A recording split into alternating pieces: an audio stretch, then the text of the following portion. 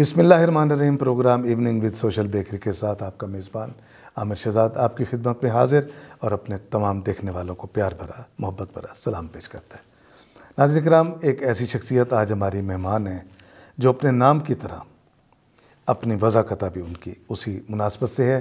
وہ بہترین اینکر ہیں، وہ بہترین رائٹر ہیں، وہ بہترین تجزیہ نگار ہیں، دانشور ہیں اور ہمارے معاشرے کی ایک ایسی شخصیت ہے جو معاشرے میں اپنے کردار سے ہمیشہ خوشبو پھیلاتے ہیں اور ہمارے آنے والوں کے لیے ایک سنگ میل کی حیثیت رکھتے ہیں۔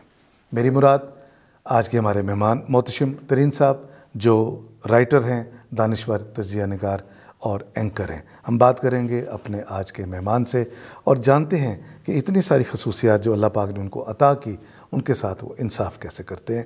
تو سب سے پہلے میں محتشم ترین صاحب آپ کو خوش آمدید کہتا ہوں، اور میرا کیمرہ اس وقت آپ کو دیکھ رہا ہے، جو میں نے ابتدا میں کہا وہ بعین بات ثابت ہو رہی ہے۔ یہ آپ کی محبت ہے جی، اور ادروائز تو ایسی کوئی خصوصیت نہیں ہے جی۔ خصوصیت تو ہے ماشاءاللہ سے ترین، اس وسیب کے حاکم حکمران رہے ہیں۔ انہوں نے یہاں عدل و انصاف کے جھنڈے گاڑے ہیں، انہوں نے یہاں سماجیات کے جھنڈے گاڑے ہیں، انہوں نے یہاں کی معاشرت کو، یہاں کی معیشت کو بہتر کرنے میں اور آنے والے حملہ آوروں سے ہمیشہ ڈٹ کر لڑے ہیں، اور اگر اپنی جان کے نذرانے بھی دینے پڑے ہیں تو پلیٹ میں رکھ کر نہیں دیے، ڈٹ کے لڑے ہیں۔ تو آپ اس فیملی سے، اس خاندان سے آپ کا تعلق ہے، ہم تو فخر کریں گے۔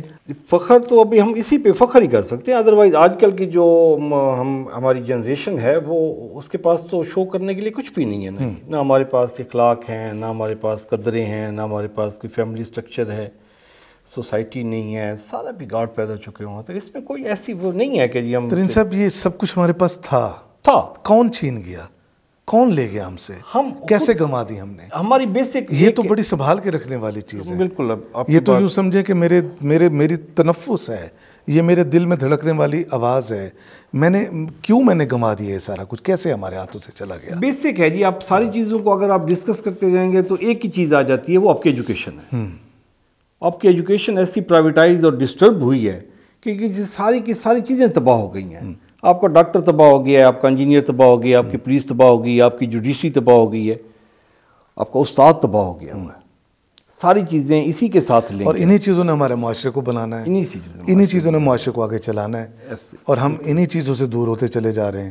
ہم استاد سے بھی دور ہو گئے ہیں، ہمیں موبائل نے بہت سی چیزوں سے دور کیا ہے، موبائل نے بہت ساری کیا ہے نا۔ ہم پیپر کی خوشبو سے دور ہو گئے ہیں، ہم اخبار سے دور ہو گئے ہیں، کتاب سے۔ خیر یہ ہمارا آگے کا موضوع ہے، مگر ہم ان چیزوں کو واپس کیسے لا سکتے ہیں؟ ہم اپنی تاریخ سے محبت کیوں کرنا چھوڑ گئے ہیں؟ اصل میں دیکھیں، ہماری جو ایک بچہ ہے نا جی، اس کی جو لرننگ ونڈوز ہیں وہ 3 ہیں۔ ایک اس کی فادر مدر ہے، اور ایک اس کی ہے ٹیچر، ایک اس کا ہے ریلیجیس لیڈر۔ جب وہ جمعہ پڑھنے جاتا ہے تو مولوی صاحب خطاب کرتے ہیں، یا وہ روزانہ قرآن پڑھنے جاتا ہے۔ کچھ سکھاتا ہے، زمانہ بھی کچھ، یہی زمانہ ہے یہ ماں باپ ہی زمانہ ہے نا جی۔ مطلب ہمارے دادا کے دور کا جو زمانہ تھا وہ دادا کے زمانہ کا سکھانے والا تھا، ہمارے والدین کا اور ہمارا۔ خوبصورت بات کی آپ نے، ہم خود ہی زمانہ ہے، جیسے میں نے کہا نا مہکتی ہوئی شخصیت ہے، آپ نے مہکتی ہوئی بات کی ہے، تو بہت اچھا لگا۔ یہ 3 ونڈوز انفارچونیٹلی میٹیریلائزڈ ہو گئی ہیں۔ والد والدہ کے پاس ٹائم نہیں ہے، ٹیچر کے پاس جاتا ہے اس کے پاس ٹائم نہیں ہے، مدرسے میں مسجد میں وہ جاتا ہے تو وہ جو مولوی ہے وہ فرقے کے بٹا ہوا ہے، وہ کہتا ہے کہ جی میرا فرقہ یہ ہے تو کیپ پہنو گے تو ٹخنے ننگے ہوں، بادانیت کے وہ خود کو بھی تقسیم کیے، وہ تقسیم کے بیٹھے ہیں۔ تو بچے کے پاس جو 3 لرننگ ونڈوز تھیں وہ تینوں کلوز ہیں، ٹھیک۔ تو اس کو جو چیز نظر آتی ہے معاشرے میں وہ اس کو اڈاپٹ کر لیتے ہیں۔ وہ تو کلین پلیٹ ہے نا جی، سلیٹ ہے اس کی، اس پہ تو کوئی بھی بندہ جا کے کچھ بھی لکھ دے، آپ لکھیں گے وہ اس کے فکس ہو جائے گا، اس کی پرسنالٹی وہیں سے بن جائے گی۔ اور ہمارے سارے آنے والے بچے اسی پروسیس سے گزرے ہیں، بالکل ایسے۔ آج کے دن 2022 کے دن میں آپ اگر تو ایجوکیشن سسٹم کو آج ٹھیک کر لیں، آپ کا معاشرہ، آپ کی نئی جنریشن 20 سے 25 سال بعد ایکوریٹ ہوگی۔ صحیح، جو ہم نے 25 سال پہلے گنوایا ہے وہ اگر ہم آج اپنا نظام ٹھیک کر لیتے ہیں، پلے گروپ سے 1 سے شروع کریں گے، اس کو ٹرینڈ کریں گے کہ جی سچ کی کیا ویلیو ہے، کمٹمنٹ کی کیا ویلیو ہے، آپ کا جو پروفٹ ہے اس کی کیا ویلیو ہے، اس کو آپ ویٹیج کیسے دیں گے، آپ کو آپ نے قربانی کو کس نظریے سے دیکھنا ہے، آپ نے صبر کو کس نظریے سے دیکھنا ہے، آپ نے برداشت کو کس نظریے سے دیکھنا ہے. یہ ساری چیزیں آپ اس کو 20 22 25 سال سکھائیں گے تب وہ جا کے گرون اپ ہو کے مارکیٹ میں جائے گا. جو بندہ، جو بچہ وہ جائے گا گرون اپ ہو کے، وہ کمٹمنٹ پوری کرے گا. سیکھنا تو اس نے انہی ونڈوز سے ہے جو آپ پہلے وہ فرما ونڈو چکے کلوز ہے، ہیں. وہ مٹیریلائز ہے. والدین حقیقتاً جی ہاں. اپنے دکان کے لیے ٹائم ہے، اپنے کاروبار کے لیے ٹائم ہے، اس کے پاس بچے کی تربیت کے لیے ٹائم ایسے ہی نہیں. ہے. اور اگر بچہ کچھ پوچھتا ہے اسے خاموش کرا دیا جاتا ہے. نماز پڑھنے گیا ہے تو اس کو آخری صف میں بھیج دیا ہے. مولانا کے پاس وقت نہیں ہے ان کاموں کے لیے، اور سارے کام ہیں، اپنا وقت وہ اور کاموں پہ لگا دیتے ہیں. اساتذہ کے پاس گیا ہے تو اساتذہ اپنے وقت کو بیچ رہے ہیں، دے نہیں رہے. وقت دینا ایک اور بات ہے، بیچنا، خرید تو آپ کچھ بھی سکتے ہیں. گورنمنٹ بھی نہیں کر رہی، آپ آسمان اور زمین گورنمنٹ بھی نہیں کر رہی، ٹیچنگ لیول پہ گورنمنٹ بھی نہیں کر رہی. دیکھیں آپ نے ہائر ایجوکیشن کمیشن بنایا ہوا ہے، آپ نے پرائمری ایجوکیشن کمیشن کیوں نہیں بنایا ہوا؟ آپ یونیورسٹیز کو فنڈ دے رہے ہیں اور آپ اسکولوں کو کچھ نہیں دیتے. آپ کو تو بنیادی جہاں سے بننا ہے، جہاں سے ہم نے کنسپٹ بلڈنگ ہونی ہے، جہاں کی کریکٹر بلڈنگ ہونی ہے، وہاں سے آپ کو فنڈنگ ہی نہیں ہے، پیسے ہی نہیں ہے. جب وہ 16 ایئرز 14 ایئرز پڑھ لیتا ہے پھر گورنمنٹ انوالو ہوتی ہے. اس کو دیکھیں کہ وہ 14 سال پڑھنے کے بعد، وہ تھکے ہوئے معذرت کے ساتھ ٹیچر سے پڑھنے کے بعد، جب وہ 14ویں کے بعد وہ یونیورسٹی میں جاتا ہے، وہاں آپ اس کو foreign qualified P H D دے دیتے ہیں.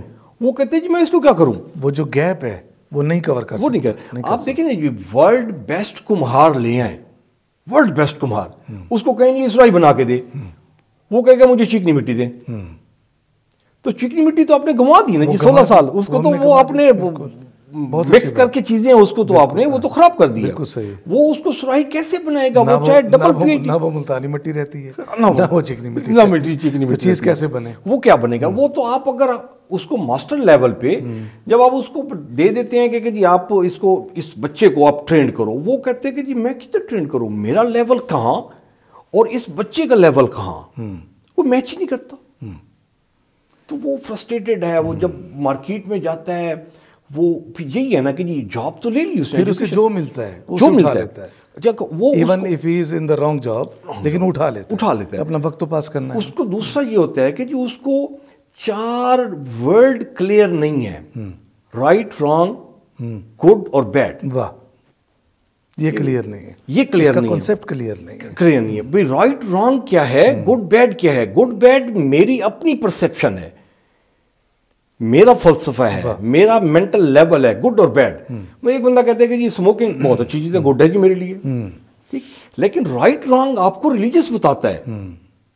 ایک بینک کی اے ٹی ایم مشین ٹوٹی ہوئی ہے، لوگ وہاں سے پیسہ لوٹ رہے ہیں، تو میں بھی لوٹ لوں. پھر رائٹ رانگ کہاں گیا؟